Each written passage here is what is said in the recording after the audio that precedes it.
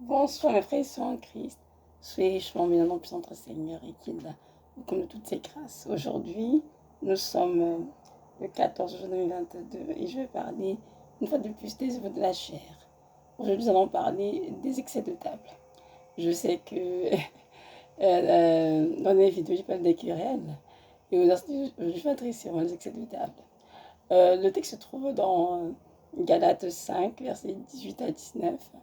Euh, un texte dans lequel Paul décrit les œuvres manifestes de la chair. Donc il parle justement des impudicités, des adultères, des querelles, disputes, envies, ivrogneries, excès de table, sorcellerie, etc., etc. Donc il y en a beaucoup. Et je m'arrête en fait sur les œuvres de la chair qui parfois peuvent passer inaperçues dans nos vies. Donc des choses que nous pratiquons, mais qui semblent comme normales. Alors non, ça n'est pas du tout. Et donc le Saint-Esprit conduit à parler des excès de table aujourd'hui. Je vais donc en parler. C'est qu'un excès de table déjà de 1. Un excès de table, c'est le fait de manger plus dont on a besoin. On mange, on est rassasié, mais parfois pas envie, parce que c'est encore très bon, parce qu'on veut, on conforte en mangeant, on mange un peu plus que ce qu'on aurait dû manger. Et le Seigneur justement condamne cela. Il dit que c'est une lâche, c'est un péché. Il faut donc renoncer à cette façon de pratique. Si avez-vous dans vos vies, vous allez reconnaître, vous avez fait peut-être une excès de table une ou deux fois, en tout cas, moi, je l'ai fait, une excès de table, et je me souviens qu'à chaque fois que je l'ai fait, j'ai passé une mauvaise nuit, j'ai pleuré toute la nuit, j'avais mal au ventre, ou bien j'avais des cauchemars, des rêves bizarres, je n'avais pas prié, je n'étais pas réceptif du Seigneur du tout, et quand il m'est arrivé, quand je pleurais, j'ai dit Seigneur, je demande pardon d'avoir trop mangé, il dit voilà, je t'avais prévenu. Mange ce dont tu as besoin, tu as besoin de te remplir à l'excès. Prends ce dont tu as besoin et tu laisses le reste, tu ne t'attaches pas le reste. Pas besoin de t'emplir de nourriture. Et ensuite, elle est capable de te sentir bien. Tu dors mal, tu n'es pas alerte spirituellement ni physiquement. Tu n'arrives même pas à prier comme ça doit. Tu n'es pas du tout réceptif. Ça sert à rien, Evelyne. J'ai dit, oui, Seigneur, tu as tout à fait raison. Je demande pardon au Seigneur. Et depuis quelques années, vraiment, je fais un effort pour veiller à ne pas faire d'excès de table, même si la nourriture est très bonne, même si ce que je veux manger est très bon. Je me dis juste prendre un petit morceau de gâteau, le reste ira pour demain. Et je sais que c'est pas facile parfois de mettre des limites, surtout parce qu'on est dans une maison où on cuisine de bonnes choses, où il y a de bons repas, des mets bien faits, des desserts, etc.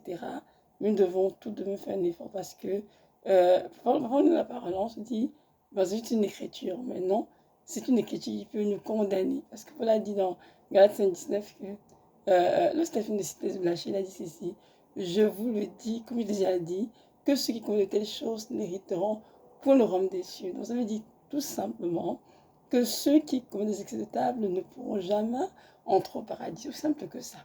Donc on ne va pas dire que c'est un petit péché au Seigneur. Non, non, non, non, du tout. On va dire que bon, tel qui a commis un meurtre, et moi qui ai un excès de table, c'est pas si grave parce que je vais entrer au paradis. Non, ce n'est pas vrai.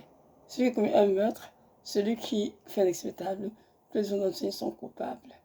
Il doivent se repentir. Amen.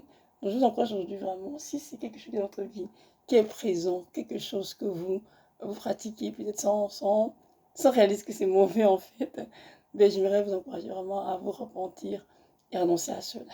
Oui, il faut renoncer à cela et apprendre à manger les gâteaux dont on a vraiment besoin. Et apprendre aussi à respecter notre estomac, son volume. Nous ne devons pas manger plus que ce dont on a besoin. Il y en a qui mangent peu, il y en a qui mangent très peu, il y en a qui mangent beaucoup. Moi, je mange très très peu. Et, et ce soir, autour de moi, on me dit, tu manges pas assez, Evelyne, tu vas pas assez, t'es toute mince, moi, je prends du poids. On me dit tant de choses. Et tu vois, c'est comme ça me pousse à vouloir justement manger, prendre du poids, voyez-vous, un peu plus. Mais à chaque fois que j'ai essayé, c'est un désastre, ça ne sert à rien. Mieux vaut que je mon volume pardon, gastrique pour l'instant et que je mange tant dont j'ai besoin et je laisse le reste. Et très souvent, le docteur m'a dit, ne mange pas des petites quantités plusieurs fois. C'est pour ça que c'est plus gens qui ont de santé comme moi. Donc, il faut d'estomac justement, notamment. Donc, j'essaie de manger des petites quantités plusieurs fois. Mais malheureusement, chez moi, c'est assez difficile parce que la nourriture n'est pas quelque chose vers laquelle je serais portée. Donc, manger des petites quantités tout le temps, c'est pénible pour moi. Le temps de manger tout le temps, non, je n'ai pas le temps pour ça. Je peux manger à 8h, 8h30, je me réveille à 14h.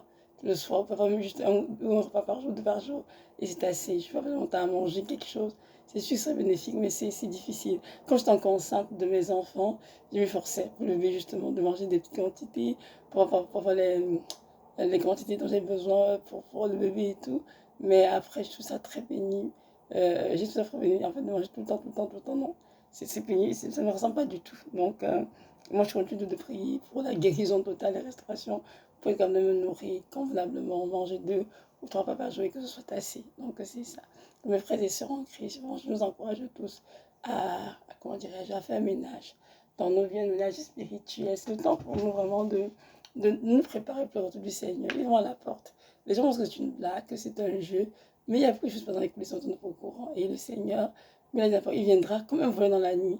C'est-à-dire le jour, on s'attendra le moins, il sera là pour prendre son église. Et notre but est d'être prêt, même pour le jour, même pour l'heure, nous devons être prêts pour être enlevés par le Seigneur. Et si on meurt avant, nous sommes prêts à le rencontrer, lui, au paradis, et non c'est en enfer.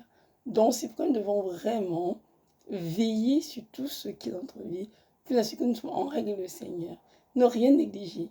Notre Dieu, dans sa parole, il n'y a rien qui soit écrit juste à titre décoratif. Non. Tout ce qu'il écrit a un but. Tout ce qu'il écrit a un message à transmettre. Essayez de le lire et de comprendre ce qui est dit, mettre en pratique afin de porter du fruit. Amen. Donc, on comprend aujourd'hui que les excès de table sont dans le Seigneur un péché qui doit être confessé et abandonné. C'est la parole que celui qui confesse ses péchés et qui les abandonne obtient miséricorde. Amen. Donc, si nous confessons, nous devons abandonner cela à obtenir la miséricorde du Seigneur et être comment laver, purifié par son sang pour ne pas être entaché ce jour-là. Donc, c'est ça. Donc, c'est tout. Que notre Dieu en vous bénisse richement et il vous accorde cette grâce des chrétiens qui sont sensibles à son esprit et de ne surtout rien négliger dans notre préparation d'enlèvement, mais vraiment de t'aller sur tout ce que le Saint-Esprit vous montre dans le but vraiment d'être en règle ce jour-là et d'être partie de ceux qui seront enlevés. Donc voilà, ceux qui je m'en bénis et que notre Dieu comme toutes ses grâces. Shalom, shalom.